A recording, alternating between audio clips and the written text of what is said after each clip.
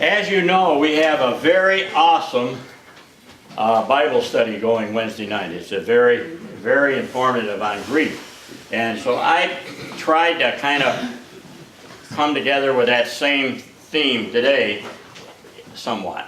And I just want to say that God uses a surge of problems.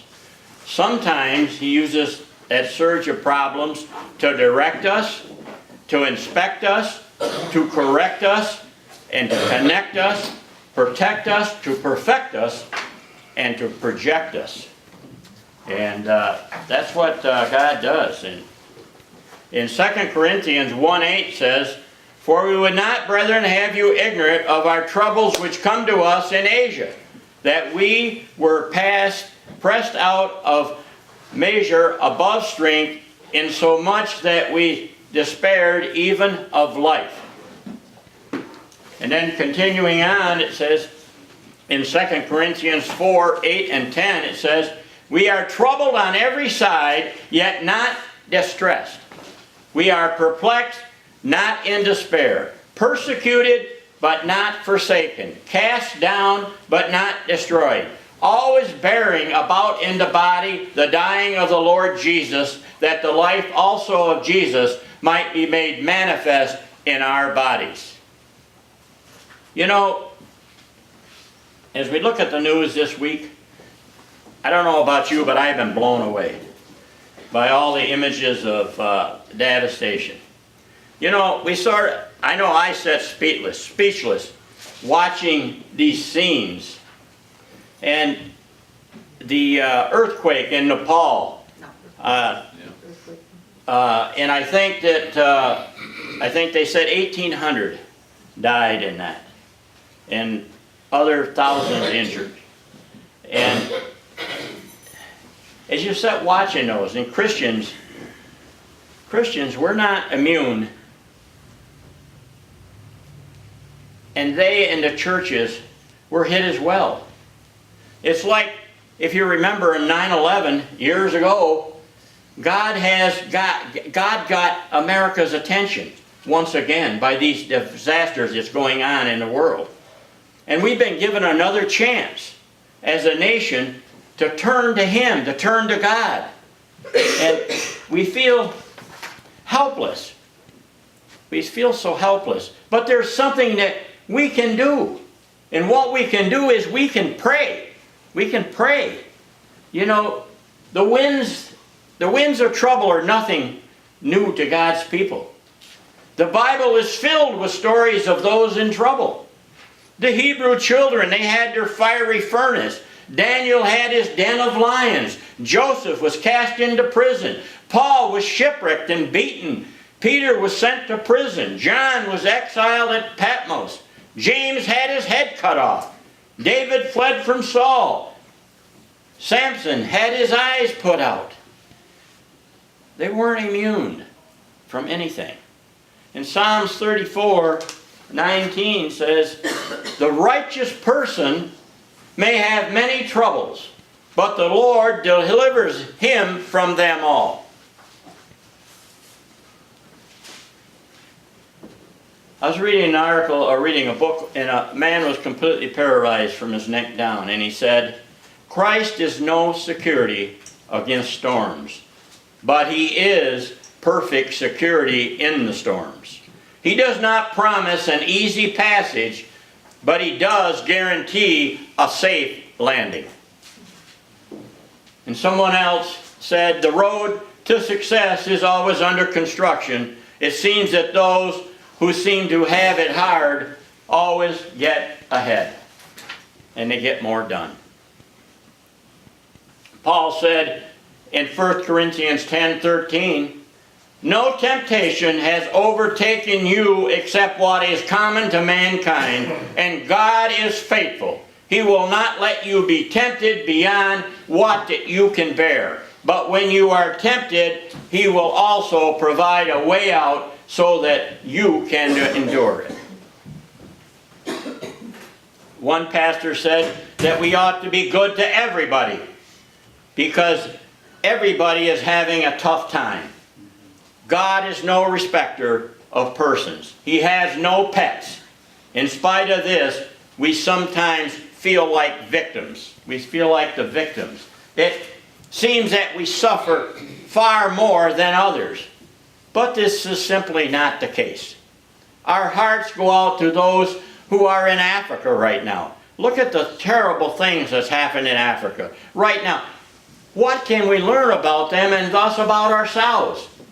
We don't have the answers about this problem in Africa, but God promised that we'll understand it better later on. In general, however, we can see that these things continue to happen, but God is going to give us that answer by and by. He's going to give us that answer. You know, God, He might use a surge of problems, as I said in the beginning, in our lives. And number one is to direct us. Sometimes God must light a fire under you to get you moving. Problems often point us in a new direction, and they motivate us. They motivate us to change. Is God trying to get your attention today? In Proverbs 20:30, it says, blows and wounds scrub away evil, and beatings purge the innermost being. The world deceives us, but after a serious bout with trouble, we don't usually care as much about what people think. Pride is plowed under. The world loses its value. The appetites for sin loses their taste. God could have kept Daniel out of the lion's den, Paul and Silas out of jail, the Hebrew children from the fiery furnace, but it was good for all of these to go through these experiences. It was good for them to go through those experiences. And number two is to inspect us. You know, people are like tea bags. If you want to know what's inside them, just drop them into hot water. Just drop them into hot water. Has God ever tested your faith with a problem? James 1:2 and 3 says, consider it pure joy, my brothers and sisters, whenever you face trials of any kind. And number 3 says, because you know that the testing of your faith produces perseverance. And number 3 is to correct us. Some lessons we learn only through pain and failure. It's likely that as a child, your parents, I'm going back to my age, told you not to touch the hot stove. You know, they told you, don't put your hand on that hot stove. But you probably learned, just as I did, by putting your hand on a stove, and you got burnt. And sometimes we only learn the value of something by losing it. In Psalms 119:71 it says, it was good for me to be afflicted so that I might learn your decrees. And number 4 is to connect us. You know, when someone dies in the family, loved ones, they gather from far and near for the funeral. People want to be together when in trouble. When someone is seriously ill, their family and their neighbors gather in to check on them and to make sure things are all right.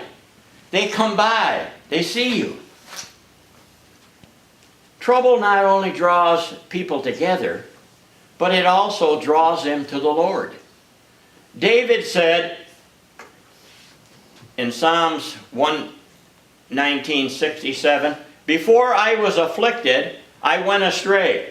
Many a person has called for a pastor in time of trouble to make things right with God.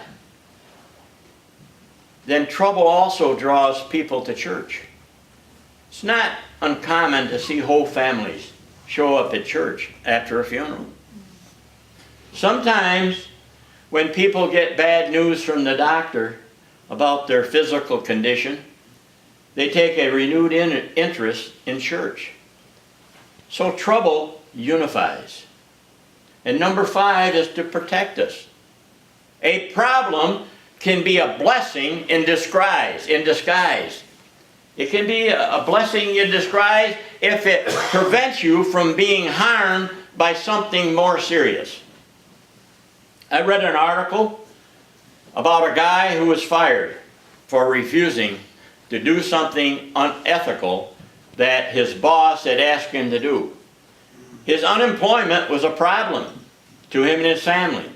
But you know what? It saved him from being convicted and sent to prison a year later when the management's actions were eventually discovered. And Joseph said to his brothers in Genesis 50:20, "You intended to harm me, but God intended it for good to accomplish what is not being done, the saving of many lives." God is the only true surge protector that we have. And number 6 is to protect us. The perfect storm. Problems, when responded to correctly, are character builders. God is far more interested in your character than He is in your comfort. Your relationship to God and your character are the only two things you're going to take with you when you go into eternity. Those are the only two things that you're going to take with you. In Romans 5:3 and 4 it says, "Not only so, but we are also glory in our sufferings, because we know that suffering produces perseverance. And perseverance, character, and character, hope." And David said in Psalms 71:19 through 21, "O God, who is like unto thee, thou which hast showed me great and sore troubles, shall quicken me again, and shall bring me up again from the depths of the earth. Thou shalt increase my greatness and comfort me on every side." Here we find the effect of trouble. It was a blessing in disguise, a benefit to the life of this good servant of God.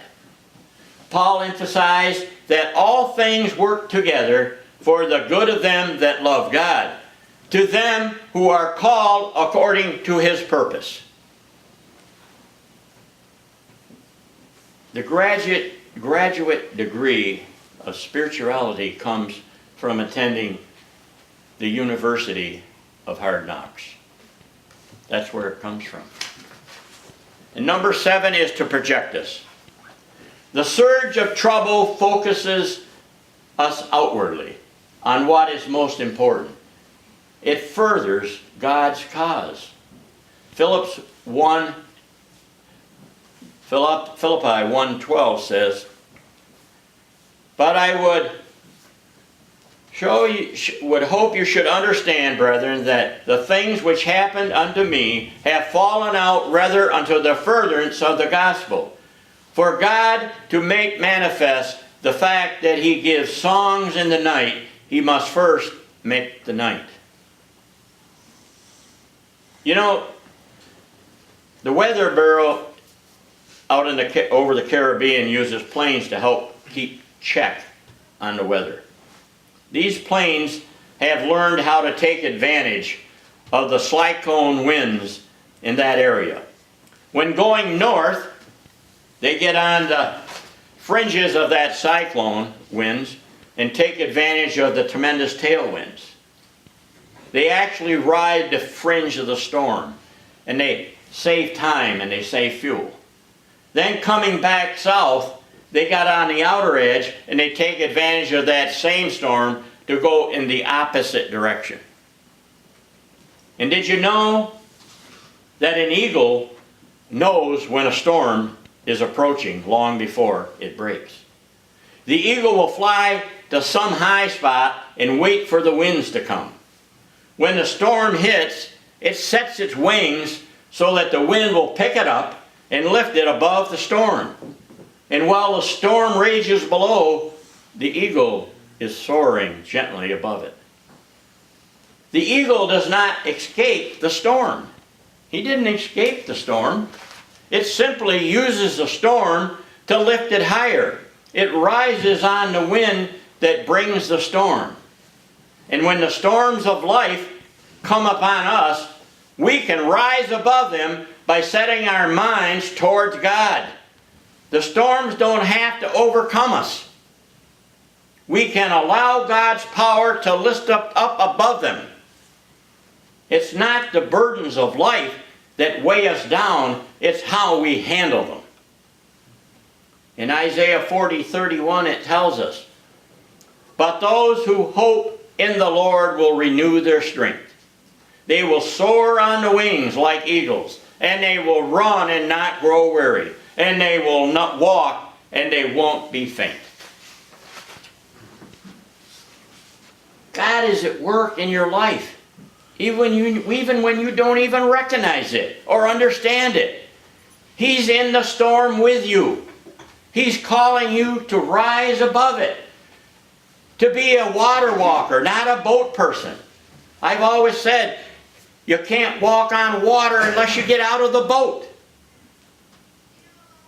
Keep your eyes on Him during the storm so it doesn't get you down.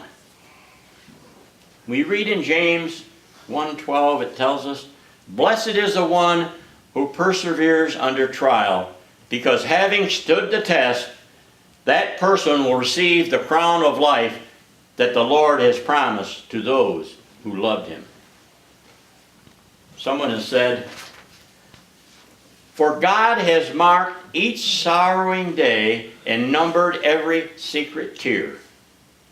And heaven's long age of bliss shall pay for all His children's suffering here."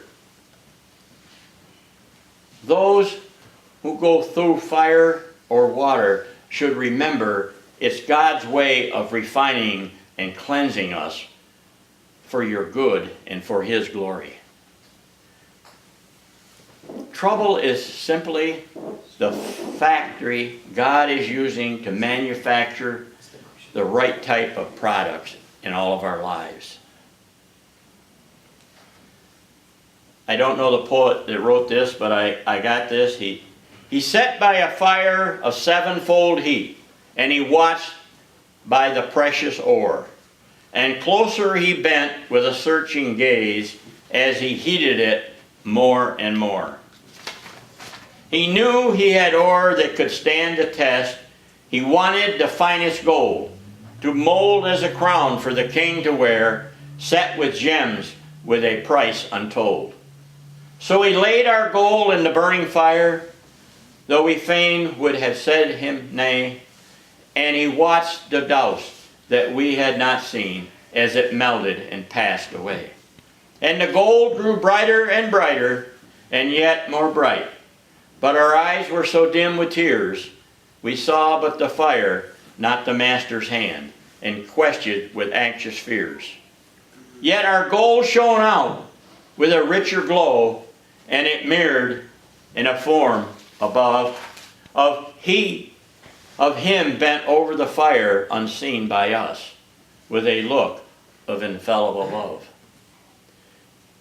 Can we think that it pleases His loving heart to cause us a moment's pain? Ah, no, but He saw through the present cross to bliss our eternal gain. So He waited with a watchful eye, with a love that is strong and sure, and His gold did not suffer a bit more heat than was needed to make it pure. You know, when Adam and Eve were in trouble, God stepped in and He met their need. Noah's problems were solved by God, who cared. Joseph was released from prison. The children of Israel were delivered as they crossed the Red Sea. Elijah got God's help. He got his help in getting some rain. Paul and Silas were set free from the Philippian jail, and God's saving hand is in motion right here at the North Country Christian Church this morning, longing to touch and heal broken lives, both believers and those who need to believe. And with that, I will say, amen. Amen.